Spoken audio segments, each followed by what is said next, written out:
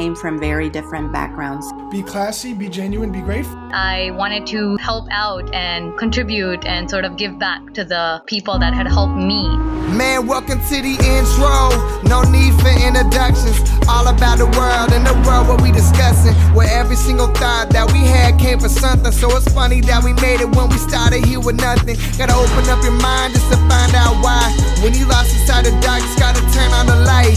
And no matter what you do, you never run from a fight. Because we fighting to be better and that's why we strive. Hi, I'm Corey McCain, CEO of We Strive, the #1 platform for personal trainers, gym owners, and coaches to both manage and scale their business. I'm your host for Why We Strive, where every Tuesday I sit down with some of the most incredible tech founders, investors, and creatives to find out how, when, where, and why they strive. Be sure you tune in every single Tuesday and check us out at whywestrive.com for more info. Now, let's get to this week's episode. All right, dude. Actually, how do you pronounce your last name? Iommi. Iommi. Okay. Yeah. I thought it's always I'm like, is that an L or an I? And Exactly. I've had my own legal team sometimes on some documents. Really? Early on, put an L. I'm like, guys. Dang. Okay, so Iommi. Iommi. Yeah, Okay. It's Italian. Cool. Okay. So we have Matthew Iommi here, the CEO of Fetii. And if you don't live in Austin, you might not know what Fetii is, but you're gonna know soon because we're gonna get to your expansion plans, but you guys have taken over Fetii by storm. Uh-huh. I'm gonna give Austin by storm. I'm gonna give myself 1% credit for promoting it, but I mean, you guys have been killing it. Can you tell everyone what Fetii is about, and then we'll go to your background after that? Yeah, definitely. So Fetii is a group rideshare platform, and essentially what we do is we transport groups and businesses together and on demand. Okay. So right now, groups of 6 or more have essentially 2 options without Fetii. The first option is to reserve a charter vehicle days or weeks in advance, pay a 5-hour minimum for a 10 to 15 minute trip, and have no payment flexibility. Deposits, one person has to pay the upfront. It's just an outdated charter model, right? The other option that these groups have is to split up the group and take multiple vehicles, whether it be their personal or other rideshare. And what that does is it creates an inferior transportation experience because you're not with your friends, as well as adds to congestion, adds to emissions, and adds to cost. Exactly. Right? So kind of what we've done is we've created a platform that kind of combines the efficiencies of high capacity vehicles with the efficiencies of rideshare technology to create kind of this first group rideshare platform. Very cool.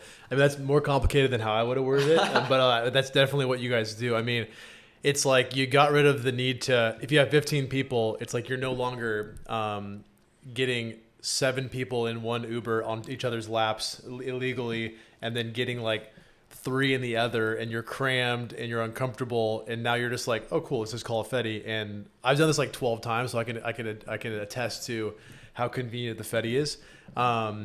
And I'll start with my first story. I was just bringing this up earlier. Okay. So the first experience with Fetii, I met Justin, your co-founder. He's COO, right? CTO. Yeah. Gotcha. Okay. I met Justin, and I met him like a week before, and then it was my friend Maria's birthday, and it was like a Wednesday, and her birthday was Saturday. And then Thursday, the bus we were supposed to use got in a crash, so we couldn't use it. Not a Fetii, it was a different... This is nothing not Fetii. Okay. Fetii hasn't entered the picture yet. Okay, Yeah. So the bus, like a full-ass bus we were going to use, crashed. And I was just like... Was it the old outdated model, reserve it days in advance? Yep, okay. Exactly, right. Yeah. And it was like a whole-ass like bus rental company or something like that. Gotcha. And what happened was we were just like freaking out because there was no buses we could rent. It was like some busy weekend in like April or May, and essentially I called Justin, and I felt like kind of a badass too. And I'm like, I think I know somebody, and I called Justin, and I'm like, yo man, like, can you help us out at all? And sure enough, you know, we paid him like through an invoice instead of the app because we wanted to make sure it was right. I never used the app before. Yeah. So we booked 3 Fetis in advance, and sure enough, like. I got all the numbers of the drivers, and we come downstairs. There's a group of like 42 of us, and just 3 black vans roll up at the same time. And I was just like, I felt like a baller, dude. I was like, I did this shit, and it was cool to have that experience. Yeah. And the second point, because I think to kind of get your guys' timeline going, so that was in like April or May, and no one really knew about Fetii at that point. It was kind of being used, and then May of 2022. This year, yeah. Gotcha, so like it was, people knew Fetii, but like the growth has been exponential to where in August. And I'll tell you what, prior to that time, most of the people who knew us were kind of the younger college students, stuff like that. We hadn't really expanded. Part of our go-to-market strategy is starting with these university hubs. Might as well. So around that time, that's when we started. So you're right, that a lot of those kind of younger adults, older adults didn't know about us yet. Yeah, and I think I don't know when it exploded specifically. I mean, I'm sure you have data points, but the end for this story, I guess, is that I was at a party 3 weeks ago, and there was this girl who wasn't in tech at all. Because I feel like this is a very much tech company, and it's growing in more of like the public, but it started as tech, and she was just like, "Hey guys, I'm gonna call a Fetii," and I was like, "Oh, I know those guys. Nice, that's cool." Yeah. And it was cool to see like a regular person in Austin just like not even mention the word Uber and be like, "I'm calling a Fetii." Definitely, no, cool. and it hits me. It hits me too. There was one time where I was at Whataburger, Yeah. And I was just sitting down with some friends, and I overheard a group of girls that I presumably went to UT, saying, "Hey, let's get a Fetii," and just kind of just kind of those moments really really open your eyes and kind of give you confirmation that whatever you're working on seems to be working. That's so cool. Yeah. I've been waiting. I've had low key moments of those with WeStrive, but like it's a lot harder because it's like just trainers and gym owners. And it's like, but I've been waiting to be in the gym and hear a trainer say like, "Hey, get WeStrive. We need to work out together," or something like that. Haven't heard it yet, but that's coming. It's coming for sure. That's a dream, man. That's so cool. How did you guys come up with the name for Fetii? Because okay, can I guess? And this was Umar Brima's guess. Is it short for confetti, like a party? No, it's not. Oh! Umar, dude, close though. Okay, all right. Well, before I get into kind of where it came from, what's the beauty of the name Fetii is that everyone asks. There you go. Where the name came Conversation. from. Right. Yeah. It's better than if we had called it We Move or something, Group Move or something like that. But Fetii in a South Pacific term means an extension of one's family. Oh, damn. And so it's kind of the basis that whenever you're in a Fetii, you're kind of surrounded by your squad, by your group, by the people that you care about, that care about you.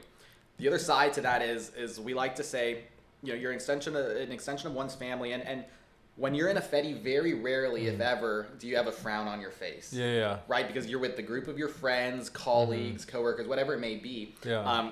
Going to wherever you need to, and so we've really kind of enjoyed making this service that produces a lot of good emotions, good times, good memories. Okay. So that's kind of, but we've got a lot where confetti, Fetii Wap, whatever it may be. Nice. Yeah. But that's kind of why I like the name too. It's just very unique. A lot of people don't know. It's like that's some like Fast and Furious shit. His family. Oh yeah. Dude. Very cool. Yeah, do you guys? Because I've mentioned this a few times in the podcast. We interviewed Rise a few weeks ago, and they are a drone company, and it's spelled RIZSE. Okay. And so I had a company before called Perfect, spelled PERFICT, like fit. And so have you guys run into trouble like SEO wise or app wise with having two I's instead of two T's? No. If anything, it's helped SEO just because it's more unique. Gotcha. So it's kind of pushed it that way. Where we have gotten, especially early on, is a lot of people would spell it FETTI. That's what I was saying. Yeah. So that's been something, but kind of just push. Which I imagine Lyft had the same thing. Yeah, for sure. Oh yeah, they definitely did. You know what I mean? Yeah. So people just kind of get used to it and understand it. And if anything, it can make it stronger because. Exactly. It's so unique that it sticks in the mind. Exactly. It is that like this side's good, this side's bad. It's like it sticks in the mind. You can get SEO. You can like dibs it on SEO, but the SEO is harder because like it's a misspelled word. Right. So it's like it's got definitely pros and cons for sure. Definitely. In the long run, pros for sure. So we know that. Wait, I'm just gonna delete this. This is it's a long ass question. I went to go start. I'm like, how long is this question? She knew or find out. Okay, there we go. Cool. Okay, I was like, what does this fucking question mean? So early on, like, because this is where I came from too. So like, we have competitors called like Trainer Eyes and True Coach and shit like that. And like for like a year, they probably didn't know who we were, and I know they know who we are now because like I can see our users leaving their platform and then reporting to them that they left their platform for WeStrive. So do you? I mean, there's no way it's not, but like. When was the point where you realized that Uber and Lyft probably know who you are now? Or have you not hit that point, do you think? I think so. For example, the first market we ever launched in was in College Station, home of Texas A&M, where I went to school. Wait, how long ago was that? That was end of 2019, beginning of 2020. Wait, you guys have been around, or did you like, as you tell me? Yeah. So, yeah. well, I'll tell you, remind me to come back to this point, Okay, but I'll tell cool. you quick the origin story. Okay. So I was a senior at Texas A&M University. I had 3 classes left to complete my degree. Okay. Senior year, kind of at that point, you know, it's a pretty relaxed year for most people. And I figured that, you know, since I've got this free time, let's start a side business, build something that has good cash flow, and kind of whenever I go, because I was at that point I was planning to go into investment banking. Nice. And so I said, okay. There was these 2 students who were selling a shuttle bus, and they had started. It was about a year old, and they had started a small little student transportation company. Old, outdated charter model, you know, everything of that sort. And I saw that they weren't automating anything. They were still driving it themselves. They hadn't digitalized anything, no payment system, anything of that sort. So I called my friend Justin, who's my co-founder and CTO, and I told him, look, there's this interesting small little business that these 2 kids are selling. Are you interested to go in it with me? And we'll grow it up, automate it, kind of have it generating cash. So we made the decision to buy it from them. Purchased it, and from there we grew it, kind of, you know, made a website, booking system, automated everything, to the point where once it was grown, we really were now in the industry of group transportation. And that's kind of when our minds started rolling. Okay, how do we scale this, right? How do we make the user experience more pleasurable? How do we make the business model more desirable, right, and more efficient? And from there, it kind of grew into what eventually became Fetii. We created an app, created on-demand capabilities, created a PSP model, which, for anyone who doesn't know, Fetii doesn't own any of its vehicles. What we do is we have... Good to know. Okay, it's a good fact. I didn't know that. This business is a combination of conventional rideshare with scooter mobility, with Amazon delivery models. So, for example, with conventional rideshare, we have an on-demand app that allows users to book these vehicles on demand or pre-scheduled. In terms of how you check in, you pay using a QR code similar to Limes and Birds on those scooters. And our supply model is similar to Amazon's DSP, Delivery Service Partner model, in which we have Fetii PSPs, Passenger Service Providers. Okay. And these are entities that own these fleet of vehicles and rent them out to independent contractors, similar to the Uber Hertz deal, who then utilize our vehicles to service our users. Gotcha. Okay. So we've created a very light business, and all of these different things stemmed from problems that we encountered running this group transportation company. So, for example, with the rideshare aspect, we found that users didn't want to pay 5-6 hours hourly minimum, $150, $200 an hour, to go from their house or their work to the nightlife, right? Or to the lake, right? Or to a bachelorette party, whatever it may be. They only needed it for 15 minutes. Exactly. Right? Yeah. And so that right there was a big obstacle that we wanted to take away. So we created kind of this rideshare aspect to group transportation that kind of resolved that. And of course, iterations are still coming, improvements are coming. Yeah. On the other side, the check-in system, we found that groups, because they're so large, and that's kind of an attractive thing about our business, is the unit economics are so attractive because one trip generates 3-4 times the revenue of one Uber trip because we can fit more people in. Right? And that's why we recently are now profitable. Right. Hey. So we've kind of taken the profitable aspect of rideshare and made it our business with these large groups. But one pain point that we found is at the beginning of things, we said, okay, we'll make the user pay for everything up front, the booker, just like how it is in conventional charter transportation. And we found that while with Uber and Lyft, they can get away with charging one person because it's $20 and hopefully my friends pay me back. Yeah. Right? Which they never. which they never do. Exactly. Y'all owe me so much money. Yeah, exactly. Right. Get Corey's money now.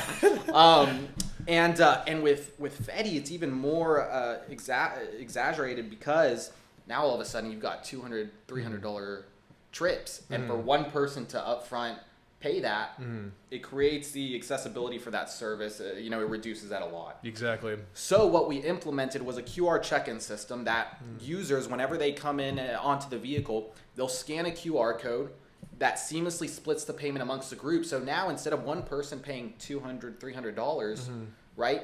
Each person now only has to pay $5 for themselves. Yeah. Similar to how they would do with a scooter. And so we really found that solution made it more accessible to a lot of people. Yeah. And didn't reserve this service just for special events. And then on the other side, the supply model, right? When we first started, we owned the vehicles. Yeah. Right? And we had to deal with maintenance. I was going to say, you're not a car rental company. Exactly. And that kind of, that was taking away our focus from building this platform as efficiently and to the best quality as we could, having to deal with both sides of things. So we had to figure out a way to kind of distribute that to other parties and kind of automate it. And so that's where the PSP model comes in, where now these entities can essentially create cash flow businesses by themselves using our platform. Very cool. And so kind of all these things that have come together to be what Fetii is now. It's not like we woke up one day and said, okay, this is how it's going to work. Yeah. Right. We started in the group transportation industry where it was outdated, and we just kind of used our innovative intuition and our, frankly, I don't know if we would have been able to do this if we were 55, 60 years old, right? Because we kind of had that fresh look on things of how things are being done and how they should be done. And so we kind of incorporated that mindset into all these different obstacles and issues that we were using that eventually came to this kind of efficient group rideshare solution. Very cool. Now, with that being said, you asked, when do you think Uber noticed? When we first launched in College Station, I'd probably say about a year in, because it's such a college town, right? Texas A&M University is essentially the whole ecosystem of College Station, hence the name College Station, right? Yeah. We've serviced and we've taken care of so many A&M students. We've essentially kind of taken over that city, where I'm fairly confident that territory manager for Uber or Lyft, they noticed that dip in gross bookings. Gotcha. So that's when I think they first noticed.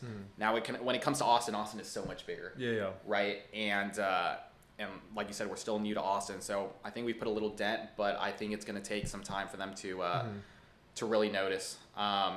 They recently came out with a feature called Uber Charter. Okay. And essentially what they've done is they've recognized that the group transportation industry is significant, and there's a desire to become the leader and name brand in group transportation. The only thing is that what we've created is significantly different than current rideshare models and difficult. It's a natural moat around the type of business that we've created.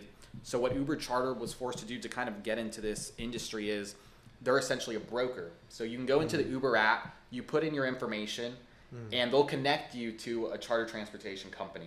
Oh, so they're literally not even doing it. Exactly. Gotcha. Exactly. Yeah. So it's not on demand. They'll reach out. You'll hear back in a few days. It's on an hourly basis. If you want to go from point A to point B. That's honestly like kind of tacky. I feel like I know. Because Uber is such an on-demand. I feel like that's like just like a gross thing for them to put into their bit. Like, why would you even add that? There's a couple. A lot of people are saying Dara did it just to boost the stock prices and and make the appearance that things are being done. Yeah. But look, I don't blame them. Uber's a big company. They've got a lot of issues they're dealing with at the moment. And for them to kind of start this whole other business and model makes it difficult for them. Yeah, right. For It's sure. the same reason why Venmo is a vertical of PayPal, right? If PayPal wanted to, they could have kind of figured it out, but they can't have all that focus, all those resources dedicated to that. Same reason why Robinhood is a vertical of TD Ameritrade, right? It's kind of creating these products that are specific towards a certain niche, and that's kind of how those verticalizations happen. Very cool. Well, I'll say this: I would have never gone where you guys went, but when I was in college, I drove a party bus for my buddy 3 times because he owned it. I didn't have any money, or else I would have bought my own. But I wanted to buy a party bus and do it for because I had a college town too. It's like Eastern Washington University. There's like 12,000 people when the students are there, and there's like 1,000 when the students aren't. Like it's literally college town. So I wanted. It's funny you guys did that. And then the second thing was Oh, dude, I just totally forgot my question. Man, this is what happens when you host a happy hour and then the next day you do a podcast. Oh, yeah. Totally space. It But was a great happy hour, by the way. I appreciate it, Yeah. man. But no, that's incredible, dude. I didn't know that you guys. That was my question. What did you guys do during COVID? Was it kind of like a pause for you, or what? Look, I mean, in any startup, you have those highs and lows. Mm-hmm. Yeah. And being in group transportation during COVID Yeah. was obviously a low. Yeah.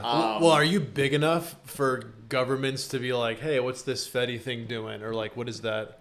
No, but when COVID happened, we were only in College Station. So when schools didn't, right? Yeah. That's, I mean, damn near 80-90% of our user base that kind of just stuck at home and then evaporated. So yeah, definitely we were trying to figure out what was going on. And I think it proves to the resilience of our team. We have a killer team, and kind of, you know, we were able to come out of it. And what's really cool is the way we were able to come out of it is we got a significant contract with the Texas A&M University system. So this is the system in which they're above the 11 Texas A&M institutions. Gotcha. Okay. And what we did is we created a side product called EDU Scan, Fetii Scan. Okay. And what this product was, it incorporated our QR code scanning technology and allowed these institutions to put up QR codes on their doors, on their vehicles, on their whatever, on their laboratories, whatever it may be.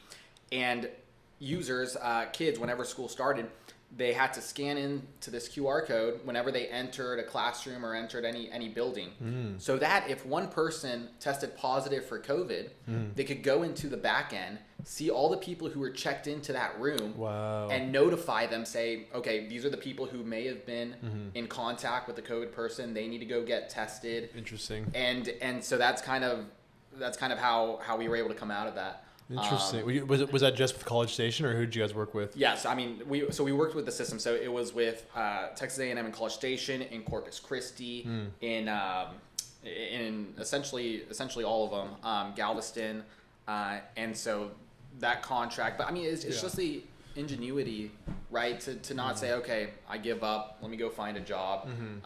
You know, we have to let the team go. It's no matter what, figuring out a way, because in any successful startup story, business story, there's going to be those lows that are really significant. So I mean, to kind of be in this game, you have to have a really high tolerance and believe that no matter what, there's a way out. So cool, dude. Usually those stories go along with like, you're doing this and then you pivot and then this thing goes like this. It's cool that you guys were able to pivot and then go back to the original thing. Right. And I'm sure like in those 2 years, some things of your scanning model improved through the technology that you're able to put into Fetii. Yeah.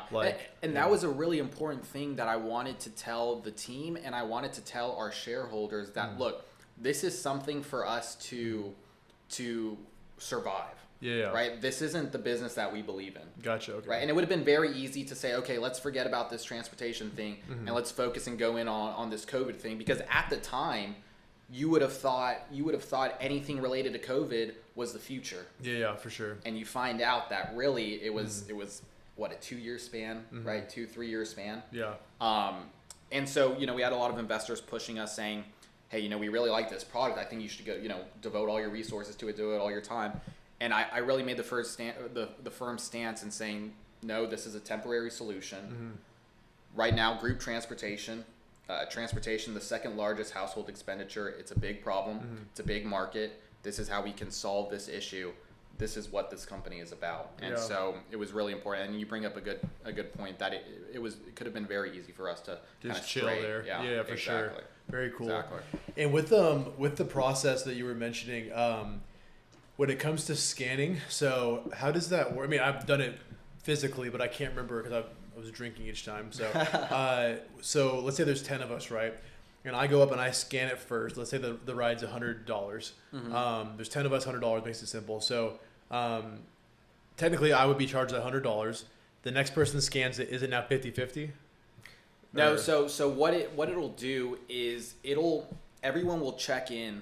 Once everyone's checked in, the driver will process the payment. Now that algorithm will determine what the price per person should be based on the amount of people that are checked in. Gotcha. Right? So it's not a pre-check-in thing, it's a post-check-in thing. Gotcha. Okay. So and that kind of makes it a lot easier so that we don't have to say, okay, if you're going to book a Fetii, we need to know right now how many people are coming, right? Because a lot of people don't. If they're with a group, maybe it's 6, maybe it's 7, maybe it's 5. So we kind of have that flexibility, which is a big part of it. So yeah. Okay, gotcha. Very cool. And do you see like Uber or Lyft like offering you guys an acquisition at some point? Look, I mean, Uber Charter's already with Uber Charter, they've already made the notion that they want to get into this industry. So it's assumed that they would want to make an offer. Whether it's Uber or Lyft making an offer, or whether it's Uber or Lyft trying to start their own type of group rideshare aspect, and then the other making an acquisition to kind of get in the game. So that's what you really want, right? That's where you get really good. Or it's a third party where someone who's not in the rideshare space wants to get their feet wet. And so someone like Lime that just does whatever they like Lime, or a big one. A big one is Ford. Oh, gotcha. Ford is one. They try to do their. What kind of vans do you guys use? 15-passenger Ford Transit van. Hey, oh, dude. Exactly. Hey, if you work at Ford, start spreading the word. Yeah. But yeah, Ford's a good one. There was an acquisition they made a few years back called Chariot. Okay. And Chariot was actually a Y Combinator company. They purchased them right after YC for about $65 million. Okay. They were very early on in San Francisco. And what they did is they utilized these 15-passenger transit vans, but for employee commuting. So not on demand, not for consumer really focused. It was mostly for people commuting.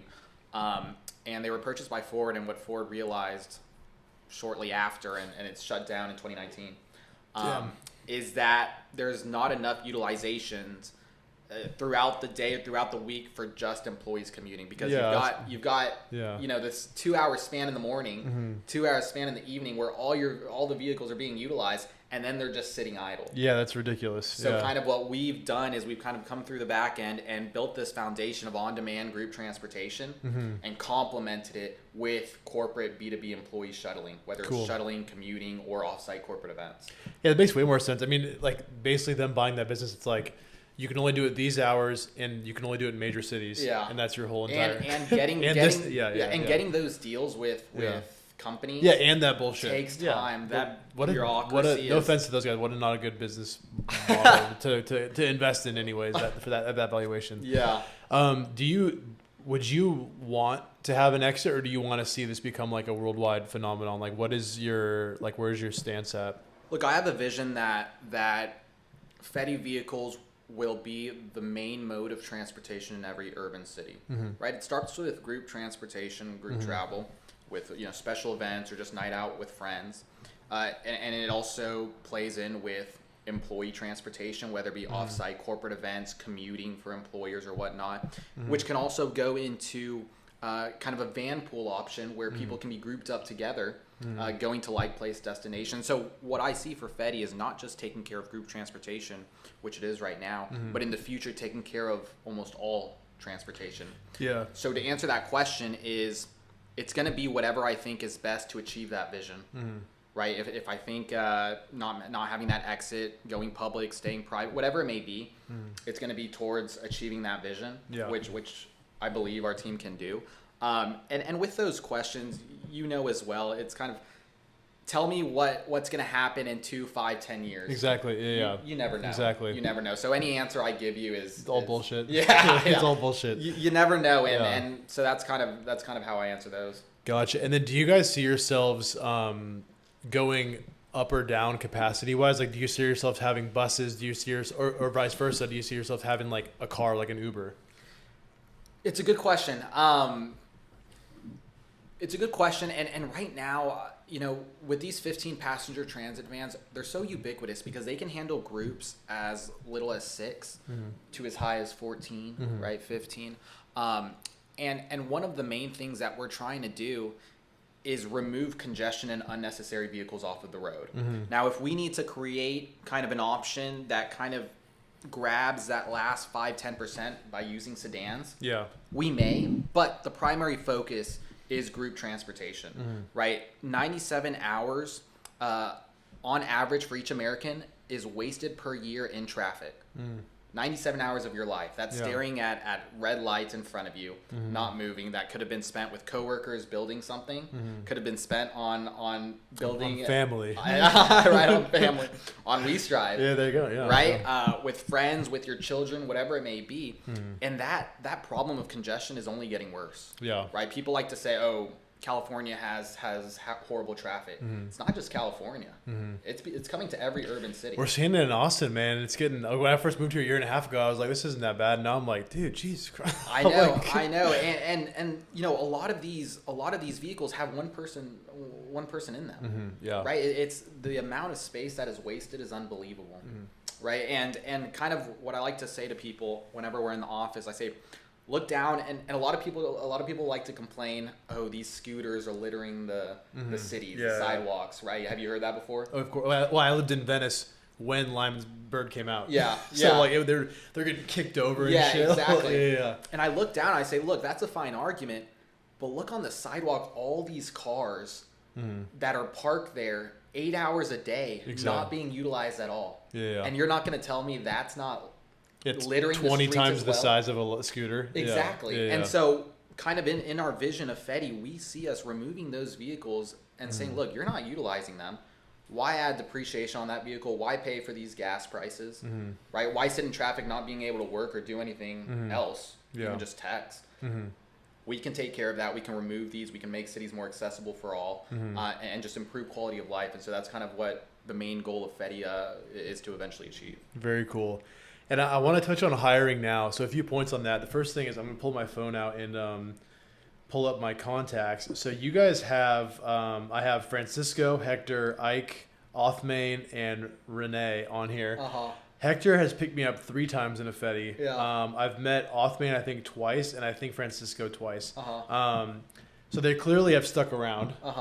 So how do you guys handle the hiring process? How do you handle like staffing, and how do you handle like training? Like what is that process like for you guys, for the drivers specifically? Yeah, so our drivers, they're independent contractors. Okay. This is essentially their business, right? They rent this vehicle from a PSP, right? Gotcha. Okay. And they keep it at their house. They take care of maintenance. Oh, they it's take their care of- vehicle. Exactly, Gotcha. exactly. It's like whenever if you're a rideshare driver and you want to go through through Hertz. Gotcha. Right, Okay, you can rent this vehicle, but it's your business.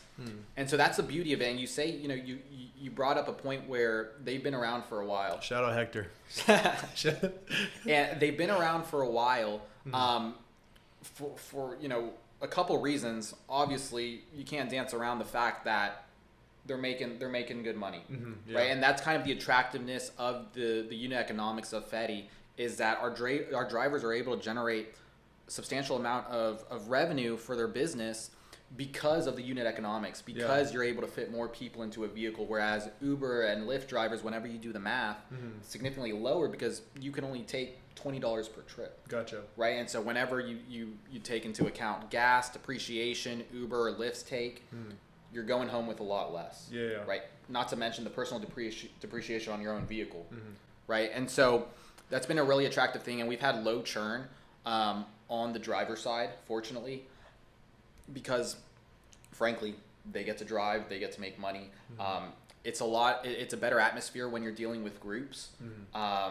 It's less boring. Right? I'm sure you're always talking with the drivers. Yeah, I'm always in shotgun, just like bullshitting. I'm like, yeah, I was talking to Justin and Matthew. Well, it's like, so and then also it's a lot safer because you feel you're like in a bigger you're in a bigger vehicle, but you're also with a group that most of the time holds each other accountable. Right? There's not going to be one sketch person in the back of your car who you don't know what's going on with, and that you've got to keep an eye on while you're driving. On the other side of that we haven't touched on, which is really cool about the model, is that each person who checks into the vehicle has the opportunity to tip at the end of the ride. Oh, very cool. Oh, that's right. Yeah. So versus Uber and Lyft, where only the booker has the opportunity to tip. Damn, getting hella tips. Now, all of a sudden, these drivers have 10, 11, 12, 13, 14 people who have the opportunity to tip. If each person only did 50 cents, $1, it adds up. Wow, that's right. And so we've made sure, everything from our dispatching system to the tip infrastructure, to kind of, how trips are assigned, everything like that. It's been with the driver in mind, because obviously those are the ones that the drivers are the ones that are kind of the backbone. of this company. I actually follow only because she basically made me. But no, she was hilarious. I follow Queen Fetii on Instagram. She's so funny, dude. She's great. It's this lady that like drives for Fetii, and she posts every one she drives. She'll like take a group photo, and then she'll like my post and message me, be like, "Oh my god, this was so funny!" And it's like, dude, it's hilarious. No, we have a great team. It's just a big family. Everyone holds each other accountable. It's just a good atmosphere. It's a good company, and hopefully we just keep growing. And you know, it's on us. You know, they're doing very hard work, and it's on us to make sure that they've got work for them to do, right? Yeah. To make sure we've got users for them to transport and everything like that. So everyone holds each other accountable.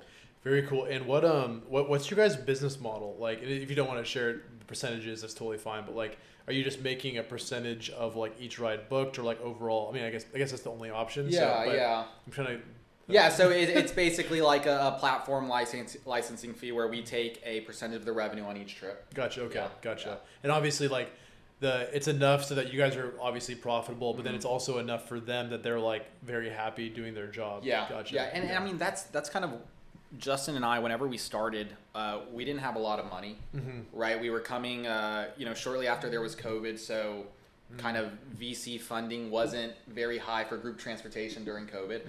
So what that did, it forced us to really build a lean company, right? We haven't overhired. In fact, we've made it very difficult to get a job at Fetii. We really look for killers, and we've ensured that kind of we've cost cutted where we need to without sacrificing the integrity of the company and its success. And from that, we've been able to, as you mentioned, create a profitable company, which is very hard to do for rideshare. Very hard. Very hard to do. Or for just startups. Just start. Yeah, Yeah. exactly. Rideshare in particular, when you see yeah. how much Uber and Oh, I'm Lyft sure. Yeah.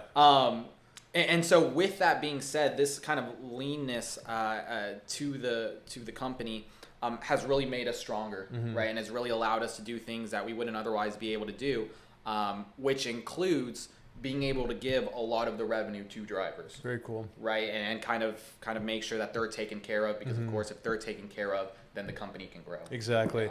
Yeah, I do love that tip model. It's genius. So you guys are currently in College Station and in Austin, right? College Station, Austin, and Lubbock. Where's Lubbock? I've heard this 1,000 times. Lubbock, Where's Lubbock Texas, North Texas, home of Texas Tech University. Okay. Oh, gotcha. Okay, 37,000 students over there. Gotcha. We started with the college towns. Austin, obviously a big metro area, Yeah. and the college towns are just really quick to be profitable in each market. Oh yeah, one Just 'cause frat it's- dude is like, "Yo, what?" And then just the whole school knows about it. Exactly. And so that's kind of been a good kind of aspect to the business. But now, recently we were funded. We got accepted into Y Combinator, and so now we're attacking these bigger markets and kind of making kind of the push into the nation. So okay, so that's what I was gonna ask. Is like, we'll ignore the college towns right now because I think Austin's like obviously a much bigger market. And it's just like it's a big city and it's big in tech right now. So what steps are you taking? Because like right now, not only are you in Austin, but like you have this like local feel. Everyone's like, oh, the founders live here. Like, oh, there's Matthew and Justin and everything. And then you have like a good hold on who the drivers are and like all that stuff. So like, how do you keep that like? How do you basically not turn into Uber, where it's just like a shit show and you're not profitable and it's like there's billions of people, like it's like, so how do you maintain the Fetii vibes as you scale? Is it like city by city, or how do you do it? Yeah, no, it's city by city, but more than just going to each city, it's keeping the culture of how Fetii started and how it is, right? To this day, even though we've gotten funding and I could turn around and spend a whole bunch of money just anywhere where I want to. It's having that that discipline to hold back and really say, okay, we'll use this capital to efficiently go to market with the strategies that have been proven. Right? We're not just putting a huge budget in digital advertisement and Facebook ads. Yeah, exactly. We've all done that in our companies early on. And just seeing what happens. No, it's sticking to the fundamentals of the company and ensuring that we're growing quickly but also efficiently. Yeah. Right? Because one thing with being profitable is that you hold your destiny in your hands now. You're not at the mercy of capital markets. Yeah. Right? Ensuring like, okay, I need to take these actions in my company to ensure I can raise more. Even if it may not be the best for your company, you're doing all these different stuff with the mindset of this will attract investors, which will eventually lead to a downfall. Exactly. Yeah. Right. And so it's making sure that we're growing efficiently. And with that being said, one cool thing about the company is that other than a few months ago when we started implementing new marketing initiatives and strategies, we spent $0 on advertising and marketing, right? Everything, and that $0 led to over 500,000 passengers transported. Wait, in what time period? Well, since That's launch, so September 2021 is when we hard launched in Austin. Okay. So from then, between all three cities, Damn. 500,000, about 550,000. and I'm at 12,000 of those. And so, you know, to get to that place without any advertising and marketing, you have to provide a good service. Yeah. And you have to ensure that it's a problem that actually needs solving, which we know it is. And what's really unique about this business that I explain to a lot of people is that whenever you convert one customer with Fetii, you're converting 9, 10, 11, 12 people exactly who are now exposed to the service. Right? And so that week over week exponential growth just allows the product to grow virally, which is a big benefit to us. And like I said, a big reason why we're able to be profitable. Well, and that's actually my next question that you just softballed up to me. You guys have this free ride thing, which I think is fucking genius because it like, I don't want to say tricks, but it really just gets everyone to like, because before like maybe 4 or 5 of us could have the app and then like we could do the booking and figure it out. But when you offer a free ride, if everyone gets the app, it's like everyone's going to get the app. Yeah. What we call it, it's a free account upgrade, right? Your account got upgraded, right? Yeah. And so what we did whenever we start off in a market is we upgrade kind of these groups, whether it be a fraternity, sorority, organization, a company, right? You know, influencers, whatever it may be, with a free account upgrade that lets them ride for free.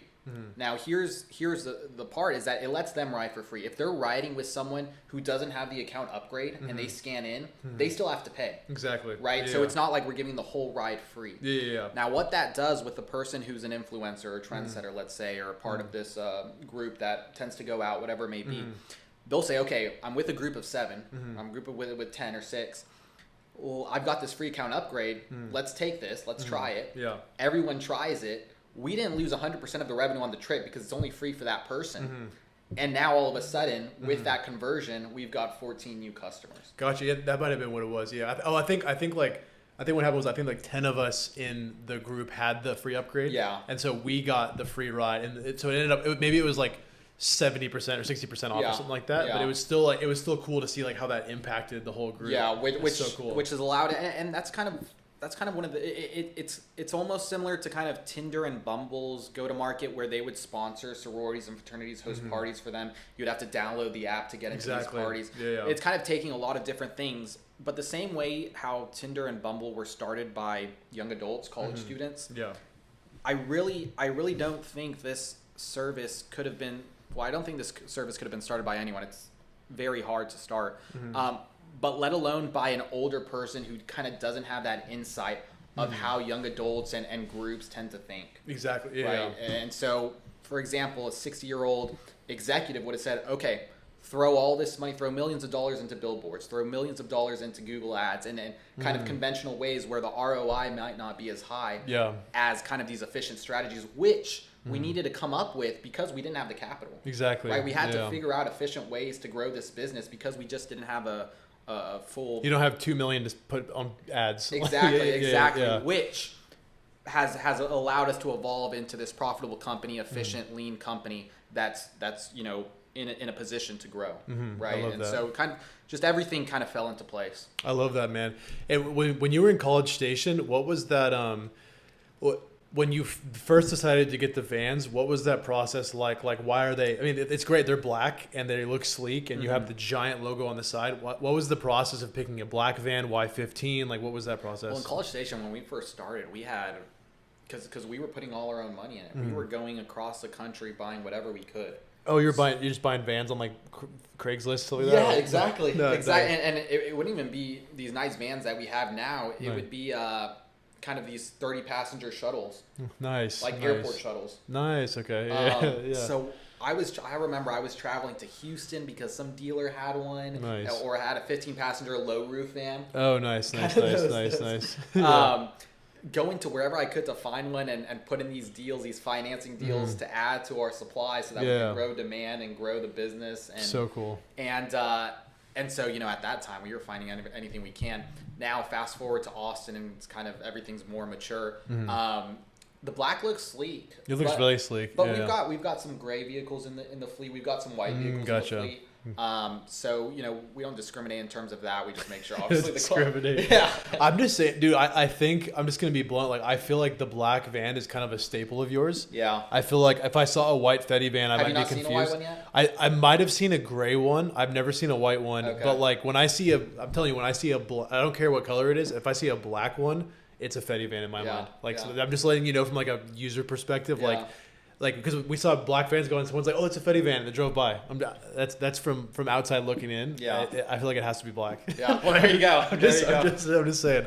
Well, that's cool though. So what is a day to day like for you as a CEO? Like, are you just, or actually, how about this question?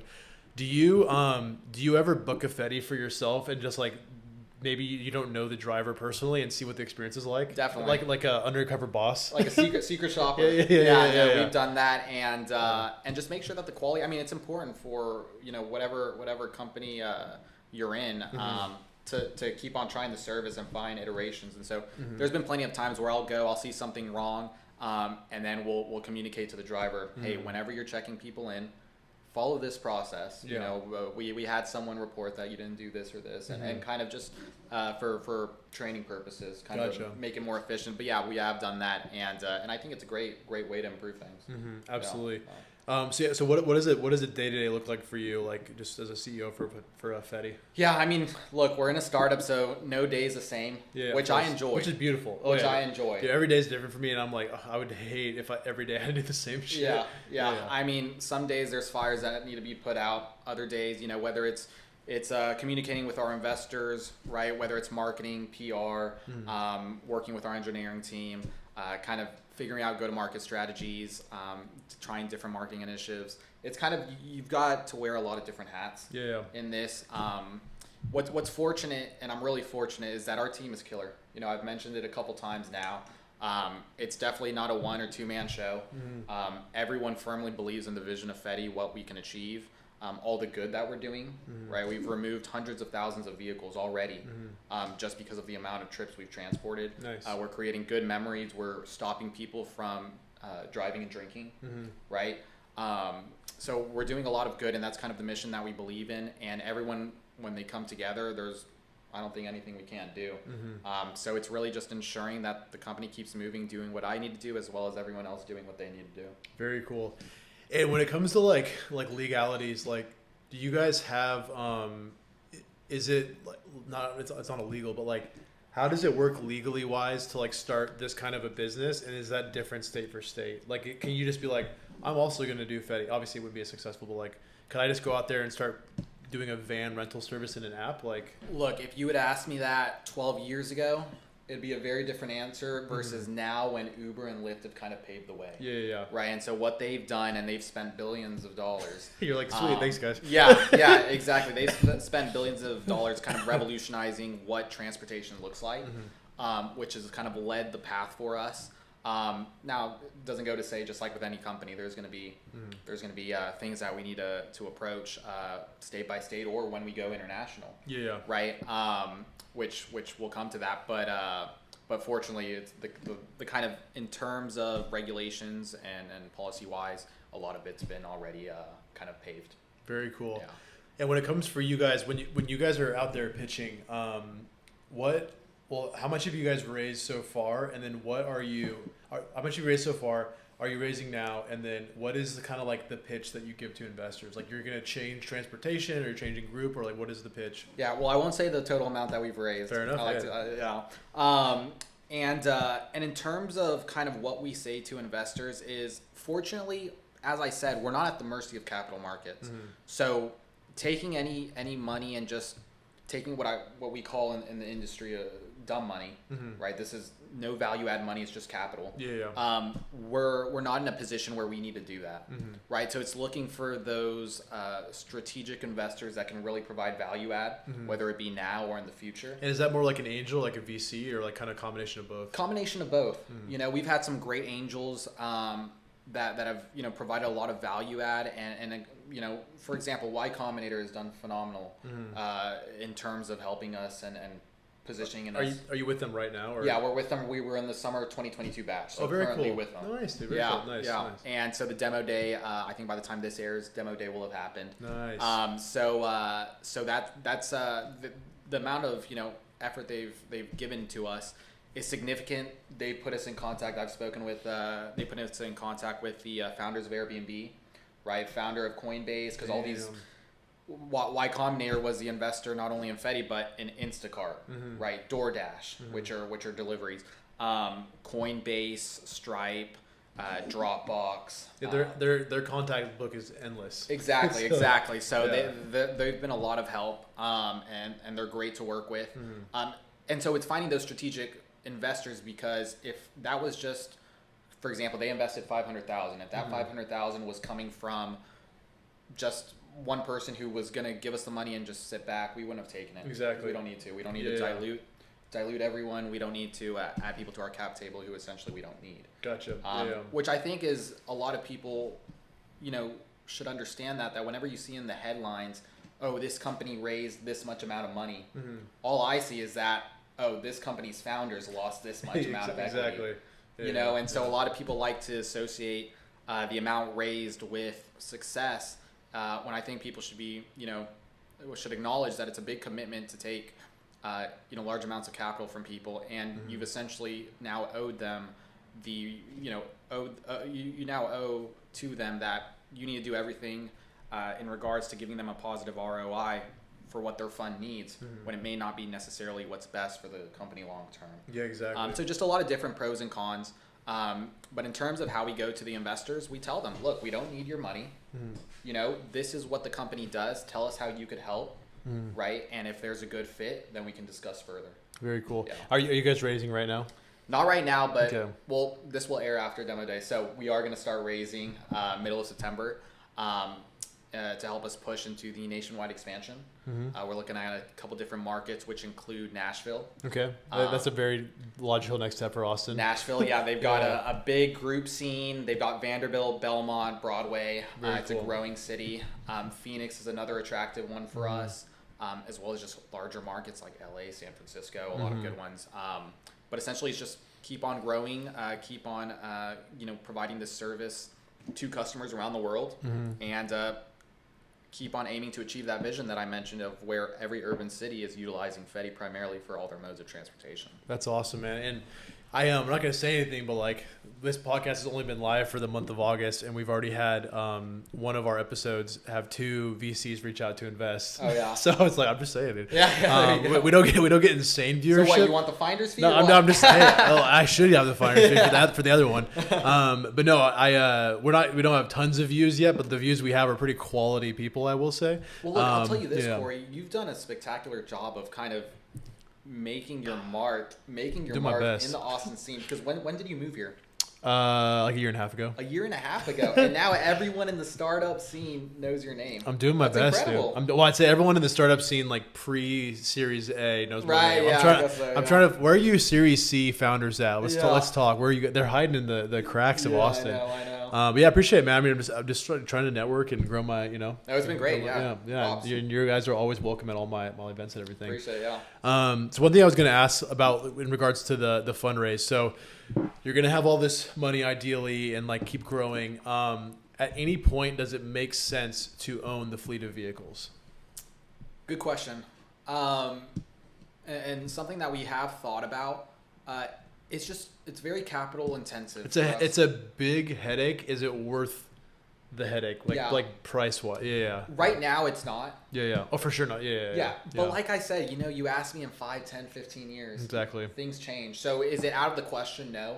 Right now we do see ourselves primarily sticking to the fact that we're a technology platform. Yeah. That partners with these fleet owners and gives them the ability to utilize and to maximize the utilization of their 15 passenger transit vans. Yeah, they're probably pumped. Yeah, no, definitely. Yeah, definitely. they're like, thank God we were going out of business. The growth that we've given to our PSPs, I mean, these are solid cash flow businesses that they're making. Providing these vehicles to our franchisers, to our drivers, and we've got a lot of PSPs just putting in orders for new ones, just keep on growing their fleets. So cool. And so we're really, we're not only giving opportunities, job opportunities to our kind of full-time Fetii team, but also to the PSPs who are entrepreneurs creating their own businesses, as well as the drivers who are also creating their own businesses. So it's kind of a really nice network where we're providing a lot of opportunities to a lot of people. And that's kind of the goal with a lot of companies. And with us, it's kind of, positively impacting the economy and making sure that a lot of people have these opportunities and a lot of people are happy with them. Absolutely. And I hope we... I definitely enjoy the experience. I hope we have some videos that you guys have. I'm sure you guys have videos of like the experience happening, and I would love to see early photos of your guys' first vans if you have those. Yeah, put them up on the. Let me know if you can find those. Yeah, no, I can find them. And when we first launched, I'll send a picture. When we first launched in Austin, what we did is we partnered with a rental company. Okay. Called Caps, and we would just rent out their vehicles.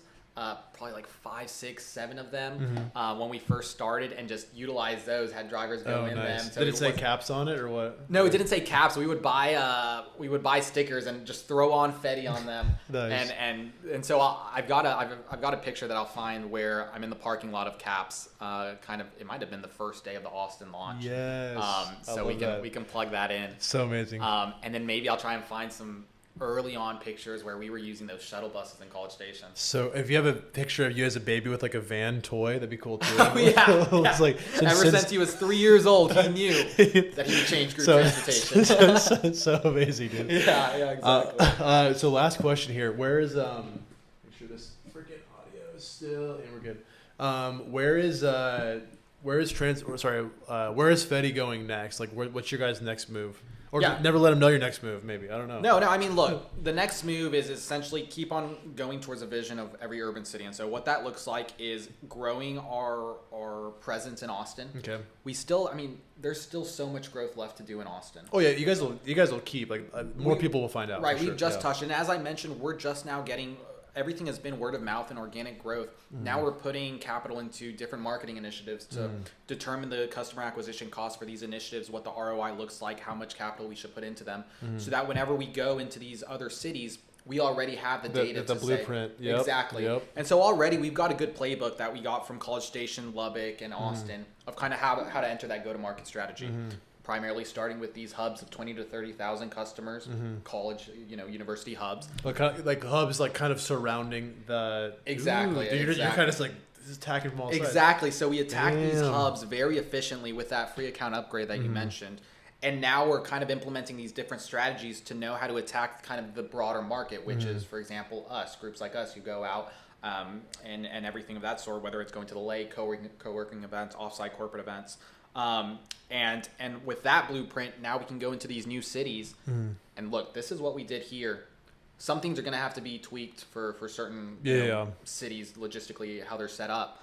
But this is kind of the blueprint, and this is how we scale. So cool. And I think that's important because, we're not just taking a whole bunch of capital and just letting it out. We're sticking to our foundation and knowing this is the capital we have. This is how we use it. This is what it'll generate. And from that, which we haven't even discussed, we're able to be profitable in a market within 3 to 3.5 months. Damn. Right, just with that current blueprint that we have. Very cool. And so it's just repeating that and keep on growing. So cool. Yeah. Dude, Fetii, man. It's a pleasure. It's appreciated. Yeah, it's a pleasure, Corey. Dude, it's so fun. That's why we strive, guys. There we go. That's why we strive. There we go. I wanted to thank you for watching this entire episode of Why We Strive. Be sure you head to whywestrive.com and subscribe so every Tuesday you can see incredible interviews with some of the best tech founders, investors, and creatives in the industry. Have an amazing day, and don't forget to keep striving.